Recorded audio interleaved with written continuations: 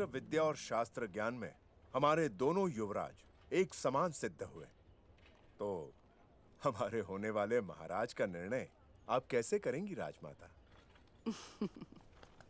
परमेश्वर मेरे दोनों पुत्रों पर समान कृपा करके मेरी परीक्षा ले रहा है। ये निर्णय लेने में कि ज्यादा होनहार कौन है। महामंत्री, आगे की चुनौतियां और कड़ी कर दीजिए।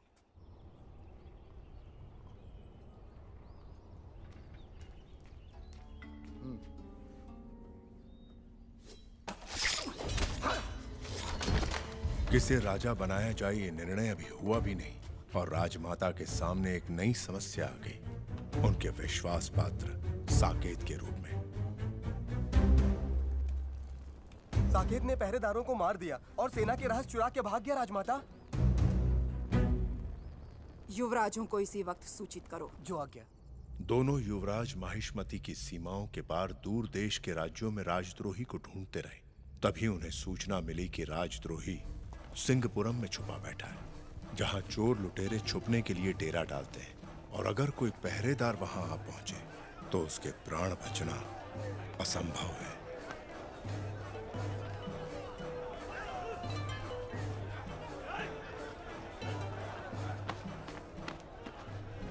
इससे पहले तुम्हें कभी नहीं देखा। मैं यहाँ पर नया हूँ। कपड़ों में छुरी, ये क्यों चाहिए? गुप्तचर हो?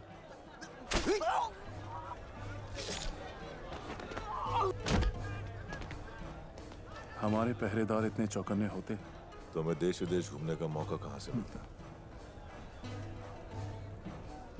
कटारी या होशियारी, जिसमें ज्यादा धार हो।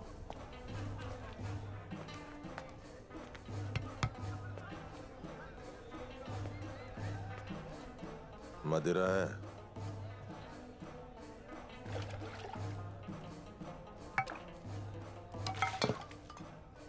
बड़ा है?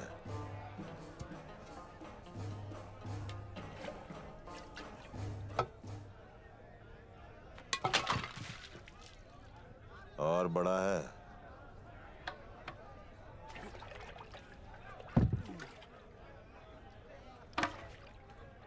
रोकड़ा है?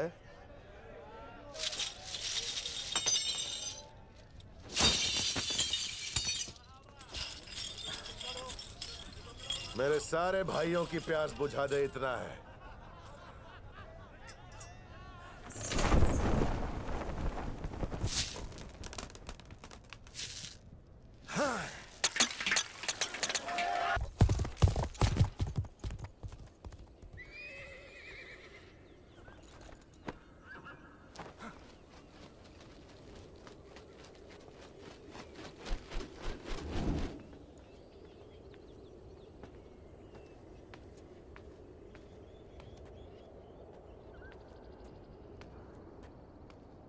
तुम दोनों के हाथों तड़प तड़प के मरने से अच्छा है भला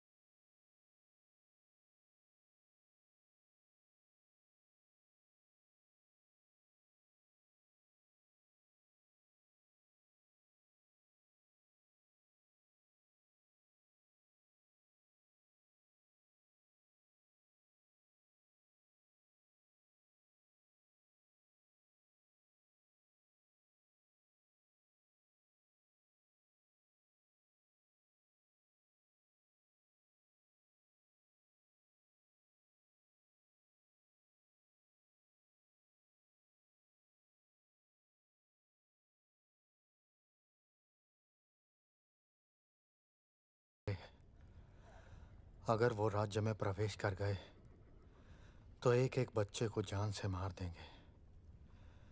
भेड़ियों की तरह हर एक औरत पर टूट पड़ेंगे। सारे घरों को लूट कर आग लगा देंगे। ऐसी बातों से छोटे मोटे राज्य डरते होंगे, हमारे पास 25,000 सैनिकों का बल है, तो हम क्यों डरें? कालके के पास कितना सैनिक बल है? 1 लाख।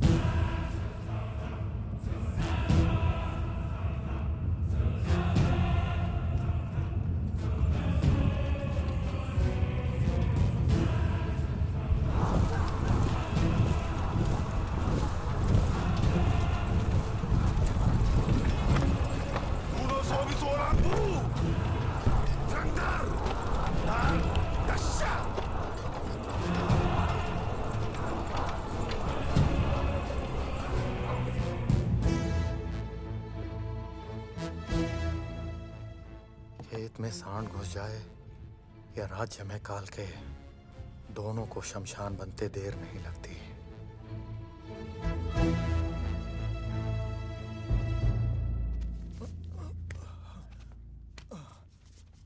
हमें अपने राज्य की सुरक्षा भी करनी है और शत्रु पर भरपूर प्रहार भी।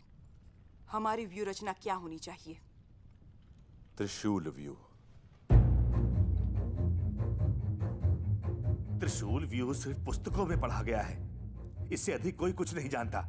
ऐसे व्यूह के साथ तुम युद्ध करोगे? कोई नहीं जानता तो काल के अभी नहीं जानते होंगे। इसका प्रयोग अवश्य करना चाहिए। मैं सहमत हूं। मेरी अनुमति है। हमारे राज्य में प्रवेश करने का यही एक रास्ता है। कटप्पा, शत्रु को रोकने के लिए आपको कितने सैनिकों की आवश्यकता होगी? 5,000 राजमाता। बर्छियों और ढालों से मैं एक लोहे की दीवार बनाऊंगा। सेना को एक अभेद किले में बदल दूंगा। मैं उत्तर दिशा की ओर से सेना का नेतृत्व करूंगा। दक्षिण की सेना का उत्तरदायित्व मेरा होगा। हमें गुप्त सूचना मिली कि कालके का सेनानायक स्वयं पीछे रहकर अपनी आधी सेना को आगे भेज देगा। अपनी व्यूह रचना और हथियारों के बल पर हम किसी भी सेना को एक पहर तक रोक के रख सकते हैं, लेकिन इस एक पहर में हमें कालके के सेनानायक को मार गिराना होगा। उसके मरते ही सेना टूटकर बिखर जाएगी। युद्ध के बीच में सही समय देखकर दोनों युवराज अपनी अश्वसेना के साथ कालकेया पर 2 तरफ से आक्रमण कर देंगे। हमारी व्यू रचना समझकर हम पर पलटवार करने में उन्हें कम से कम 1 पहर लगेगा। इतना बहुत है मां, विजय प्राप्ति के लिए। आधा पहर भी बहुत है उसका सर धड़ से अलग करने के लिए। अद्भुत! इसी युद्ध के साथ नए राजा का निर्णय भी हो जाएगा। जो कालकेय सेना नायक का वध करेगा उसी को मिलेगा माहिष्मति का सिंहासन। महाराज ने सत्य वचन कहा। सत्य है। दोनों युवराजों में सेना बराबर बांट दो। भल्ला, बाहु, मातृभूमि का ऋण चुकाने का यही अवसर है। इसे स्वीकार करो। जय माहिष्मते!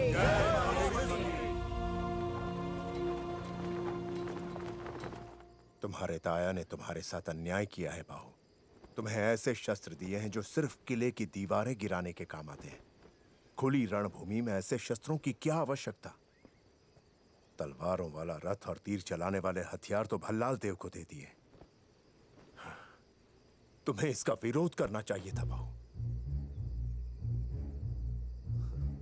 माहिष्मति सिंहासन अब आपके पुत्र का ही है प्रभु। बाहुबली को बड़ी चालाकी से इसमें क्या चालाकी है जो इतना भी नहीं कह सकता कि मुझे ये सेना चाहिए, मुझे वो हथियार चाहिए? वो कल रणभूमि में क्या झंडे गाड़ेगा? बलवान को और बलवान करो, इसे चालाकी नहीं राजनीति कहते हैं। हे, ये क्या है? क्षमा करें प्रभु, छोटे युवराज ने आदेश दिया है कि तंबू चीर कर कपड़ा ले आओ।